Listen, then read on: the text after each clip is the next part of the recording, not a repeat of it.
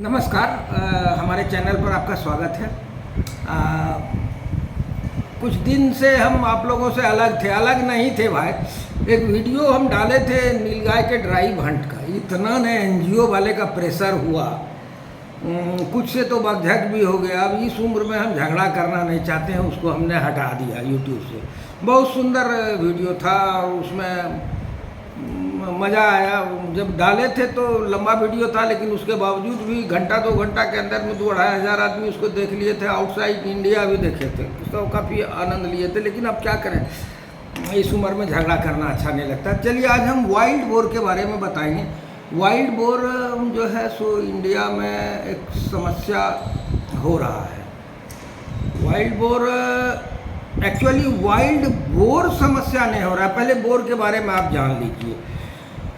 ये जो बोर होता है ये स्वीडे फैमिली का होता है, और इसका जो फैमिली है स्वीडे, और ये इसको जो बायोलॉजिकल इसका नाम है सुसेसरोफा। सुसेसरोफा इसका बायोलॉजिकल नाम है। अब भारत में 2 तरह का जो है सो वाइल्ड बोर है, 2 तरह का। अब मैंने एक रेफरेंस के लिए वाइल्ड बोर बोल रहे हैं आपको।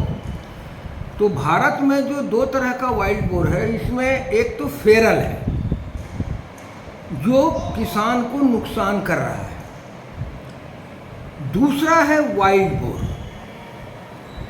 वो किसान को नुकसान नहीं कर रहा है, वो जंगल में रहता है, और वो जो है यूरेशियन बोर है। उसका कभी बाप दादा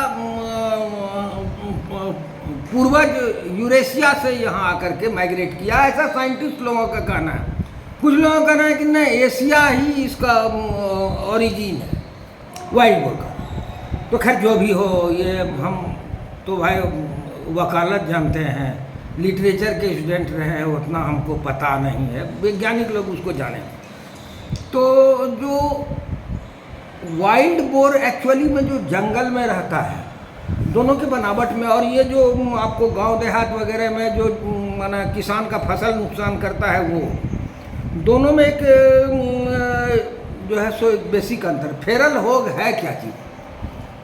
ये हमारे पूर्वज कभी पाले होंगे और वो उनके कैप्टिविटी से निकल के भाग गया, खेत झाड़ी ये सब में चला गया, वहीं अपना ब्रीड किया, और वही जो है सो आस्ते आस्ते बढ़ गया। That called feral hog.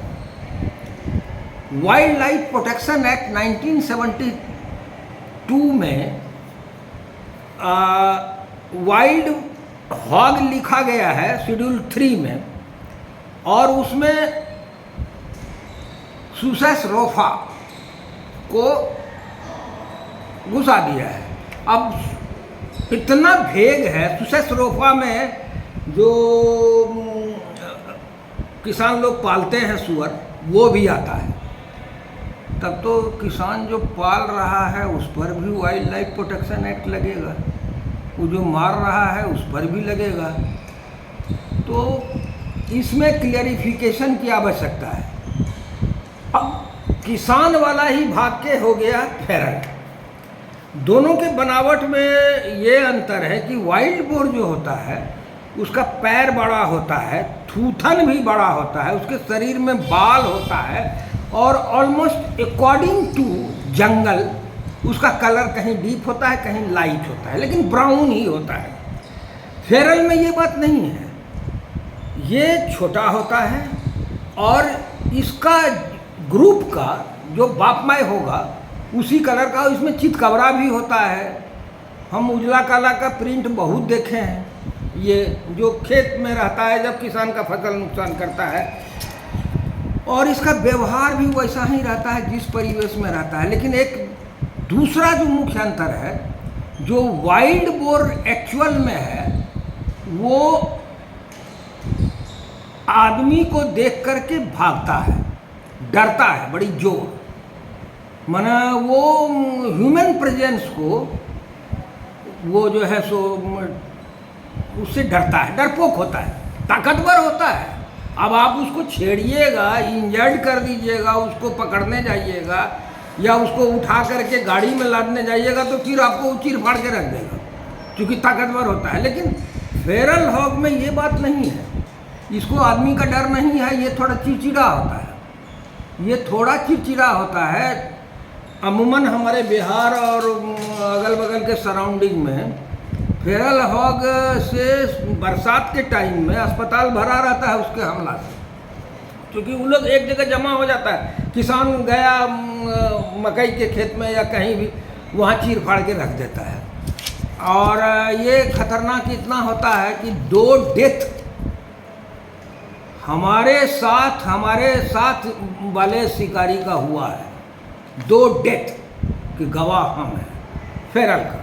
Wild वाले में वो बात नहीं है, वाइल्ड जो है तो डीप फॉरेस्ट में रहता है, उसको मतलब उतना नहीं रहता है। और ये फेरल के बारे में चीज़ और बता दें कि इसका मांस, जैसे दियारा पर वाला जो फेरल हॉग होगा उसका मांस में गंध होगा मछली का। हमने इसको वाटर स्नेक, जिसको हमारे बिहार में ढोड़वा सांप बोला जाता है, नॉन पॉइजनस होता है, खील बैक या कुछ और इसको शायद बायोलॉजिकल नाम है, उसको खाते देखा है, मछली खाते देखा है। और इसका मीट टेस्टी नहीं होता है, लेकिन इन कंपैरिजन वाइल्ड बोर के सॉफ्ट होता है, फैटी होता है, लेकिन टेस्टी नहीं होता है। वाइल्ड बोर में एक गेमी टेस्ट होता है, गेम का जो टेस्ट होता है वो होता है, फ्लेवर भी गेम का होता है।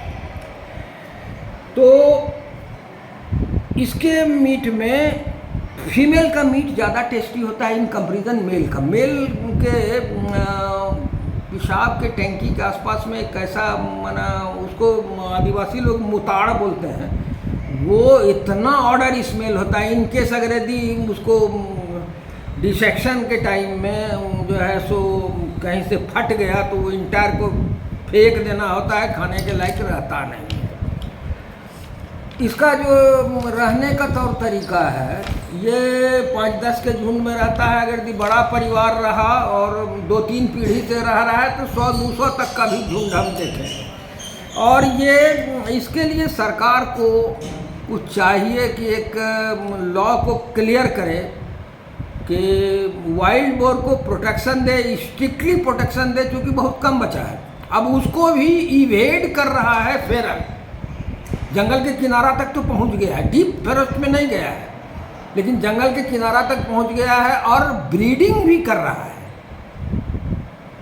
वाइल्ड बोर से ब्रीडिंग भी कर रहा है। और उसका जो बच्चा होता है प्रोजनी, उसका स्वभाव भी चेंज, क्योंकि हम बहुत डीप स्टडी करते हैं इस चीज़ का, तो ये सब देखते हैं हम। तो अब एक यक्ष प्रश्न है सरकार के सामने में कि आप दोनों को बाइफरकेट कीजिए और लॉ में शेड्यूल 3 में जो विसंगतियां हैं उसको दुरुस्त कीजिए, किसान को जीने दीजिए। थैंक्स।